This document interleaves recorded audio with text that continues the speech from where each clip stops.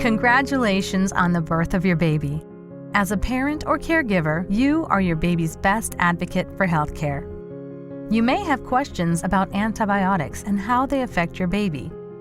This video will help you understand why your baby needs antibiotics, how your baby's care plan is developed, and the important role you play in your baby's healthcare.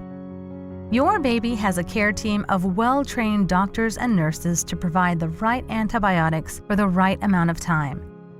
Sometimes babies get infections when bacteria or viruses enter their body. Infections caused by bacteria are treated with antibiotics. Your baby is getting antibiotics because the healthcare team is concerned that your baby may have an infection that could make your baby sick. To know if your baby has an infection, the care team will look for reasons your baby might be at risk for infection, check how your baby is doing, and look at results from blood tests.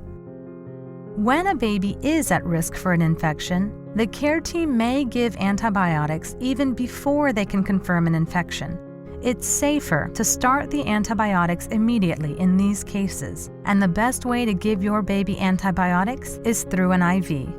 Newborns can become very sick very quickly if they have an infection, so the healthcare team is being very careful.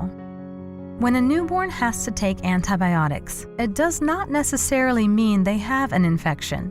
It means the healthcare team is concerned there might be an infection.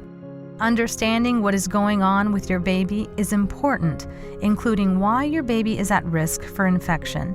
Please feel free to ask questions to your care team about your newborn's care plan. Possible questions from parents or caregivers include: why is my baby at risk for infection? What kind of infection could my baby have? What symptoms could my baby show? And how long will my baby have to take the antibiotics? Your care team is here for you and will be careful to give the right kind of antibiotics for the right amount of time necessary to keep your baby healthy.